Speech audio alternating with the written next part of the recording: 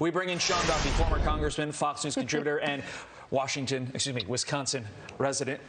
Sean, will any of these moves... Thank you, Todd. Yeah, I acknowledge where you live. Will any of these moves, or you still live, any of these moves by Biden really be the death blow to Putin, specifically if he doesn't ban Russian oil and also simultaneously doesn't increase domestic production? Yeah. So first off, Todd, on the State of the Union, did he say anything actually new? I mean, these are the same failed policies of the last year that he regurgitated over and over again into the State of the Union. The only thing different he said was he wanted to secure the border, which no one has any faith that he's ever going to do that because, as you mentioned last hour, he is the cause of the open border. But in regard to oil, listen, the best and greatest sanction that we have is the great American energy supply that we have right here. So if you open up American energy, you're going to go after the funding mechanism of the whole Russian the country. So, I guess I don't understand why Joe Biden won't do that. Again, to open up American oil reserves, that's not going to do anything in the long run. You want American energy in play. He wouldn't go that step. And therefore, I don't really think this is meaningful. Yeah, that 30 million barrels would last, what, like a day and a half? It's a Thursday. So, yeah. One of the big announcements from last night was that the president said that he was going to ban Russian flights from entering American airspace. But that's already something that Europe has done. That Europe has also led when it came to sanctioning the Russian central bank.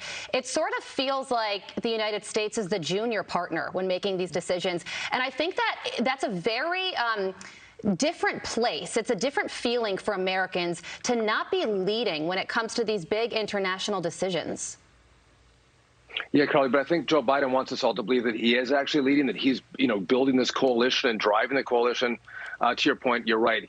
He's following Europe. And by the way, I just got to tell you that, going after the Russian central bank, going after SWIFT, I do think that's dangerous. I do think that can come back and bite the U.S. dollar, or the global reserve currency that allows us to borrow and spend a ton of money. If we don't have that reserve currency status, that has a major impact on the American economy. Do the Europeans really care about that? Does the rest of the world really care about the dollar as the reserve currency? No, we should actually care about that more than anybody. And it seems like Joe Biden thinks that if Europe will go along with using SWIFT to go after Russia, well, he's all in. Well, I think he has to be more concerned about kind of where the dollar is in regard to the reserve currency status. Junior partner, that's a really good analogy. I like that. Thank you, Todd. Meantime, Sean, after 2 years of mandates and butting head, Joe Biden calls for a reset and dropping the partisan divide on COVID during his maskless address. How rich was that? Biden and the Democrats calling to drop the partisan divide when they themselves literally caused the divide in the first place. Right. And by the way, Todd, you look at this and go, you shut down our schools. Our kids didn't get educated. And I think one of the biggest issues with regard to COVID was if you're elite and you have money, you didn't have to wear a mask. But if you worked in a grocery store or you worked as a waiter or in a kitchen, you had to mask up. And this elitism that, COVID only spreads if you don't have money. But if you're rich and elite, it doesn't spread. I think that really angered a lot of people. And it did a lot to distance the Democrat Party from the working men and women who the party used to represent, but no longer does. Trump brought those folks to the Republican Party. And again, we treat everybody equally. We saw that COVID was not equal. If you're in Zoom, no mask. If you actually work for a living where you actually have to breathe, you had to mask up. So again, that was rich. The politics of COVID and Joe Biden calling it out again. We're just happy that we're going to get to a place where no mandates, no masks, no shutdowns. We're going to get back to everyday life. Slowly in that direction.